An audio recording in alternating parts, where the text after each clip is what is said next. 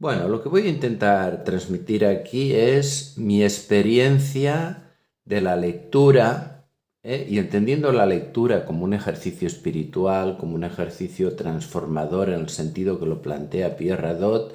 La lectura es una transformación y es también un diálogo. Es decir, hay como una inmersión, digamos, en el mundo del autor, una inmersión que permite que entiendas y que te transforme lo que está diciendo el autor, y también una cierta distancia crítica que te permita pues establecer un diálogo desde, digamos, tus posiciones y no únicamente, digamos, una identificación, ¿no? Por lo tanto, aquí hay un trabajo interesante que es un trabajo de inmersión y de distancia al mismo tiempo. Hace muchos años, hace seguramente más de 30 años, que me compré la primera edición, la primera traducción de la Ética de Spinoza, ¿eh?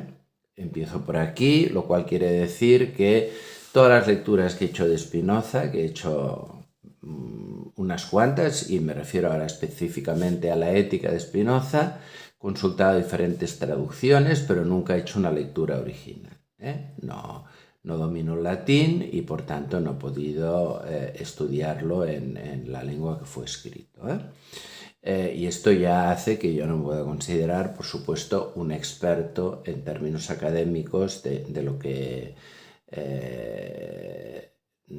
sería, digamos, la obra de Spinoza o la misma ética, ¿no? Ni lo pretendo. No soy un experto, no soy un especialista, soy simplemente un lector transformado por la lectura de Spinoza que quiere compartir pues algunos de los elementos de esta experiencia, ¿no? Bien, digo que con el tiempo empecé una lectura más en profundidad, tanto de la ética como de lecturas complementarias que son, por ejemplo, el Tratado de la Reforma del Entendimiento, el Tratado Teológico-Político, el Tratado Político y lo que sería la correspondencia, ¿eh? Por ejemplo, no he leído el Tratado Breve, ni tampoco el libro que dedica la crítica de Descartes, ¿no? He leído también bastante bibliografía dedicada a Spinoza, mucha, y bueno, la verdad es que también he aprendido mucho, digamos, con esta bibliografía secundaria, ¿no? Bien, ¿qué es lo que me ha enseñado Spinoza? Spinoza me ha enseñado de entrada que nosotros somos unas formas singulares, unos modos singulares, que formamos parte de una realidad mucho más amplia, la única realidad existente, a la que podemos llamar Dios o podemos llamar naturaleza, pero que en todo caso es algo muy diferente de lo que nuestro imaginario puede relacionar con estas palabras, ¿no? O sea, una visión de una sustancia, ahora utilizaré su palabra, que tiene múltiples manifestaciones, infinitas manifestaciones, y que nosotros solo participamos de dos de ellas, ¿no? Que sería el pensamiento y la extensión. O sea, esta idea me parece muy fuerte, o sea, una idea que de alguna manera te permite entrar como en una especie de perspectiva global, ¿no? Que hace que no te quedes cerrado, digamos, en tu pequeño mundo, ¿no? Es decir, esta visión global, por tanto, me ha ayudado mucho y más planteado, digamos, en estos términos, ¿no? Luego tengo, por ejemplo, una auténtica fascinación por lo que sería la teoría de la libertad, digamos, de Spinoza. Es decir, la libertad entendida como conciencia de la necesidad, ¿no? La libertad entendida como esta distancia que te permite no reaccionar de manera automática, o sea, no estar determinado por el conjunto de todos tus condicionamientos, sino que eres capaz de distanciarte, eres capaz de ver más allá de todas estas reacciones automáticas que te determinan a actuar de una determinada manera, eres capaz de ir más allá y ver lo que realmente necesitas.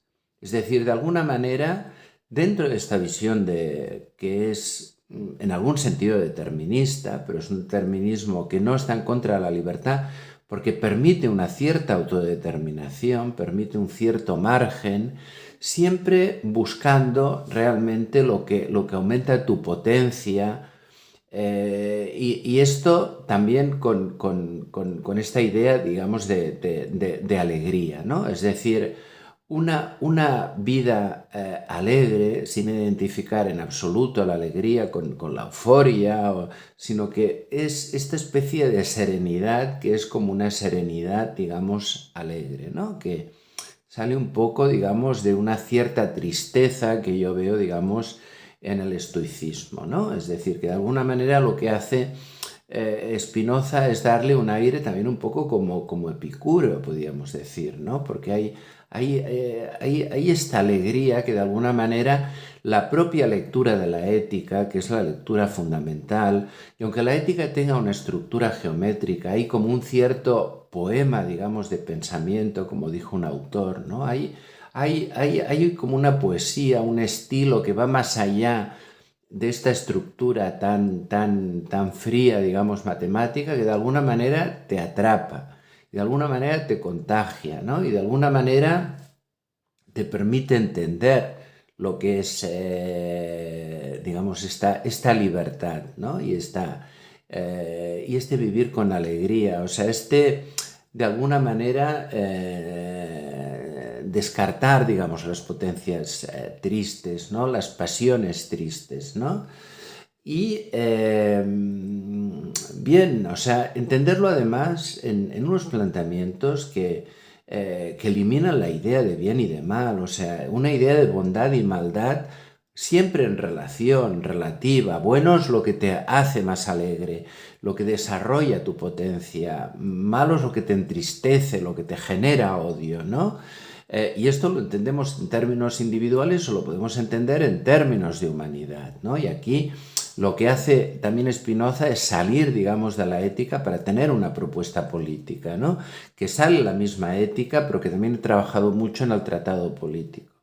Un realismo político, por una parte, los hombres se mueven por sus pasiones, gobernantes, ciudadanos, no partamos de la base de que serán sabios, porque la sabiduría es un camino difícil, es el camino que propone, pero es un camino difícil, ¿no? Y bien, o sea, esta propuesta democrática, además tan clara, digamos, por parte de Spinoza, o sea, la necesidad de cooperar, de crear entre todos una ley, y que esta ley no es, como plantea Hobbes, algo que va contra la libertad, porque la libertad justamente es actuar, digamos, en función de una ley que sabemos que hemos hecho entre todos, que mejora la cooperación y que mejora, digamos, la convivencia, ¿no? Esta idea tan, de alguna manera, positiva, pero al mismo tiempo rigurosa, digamos, y profunda, ¿no?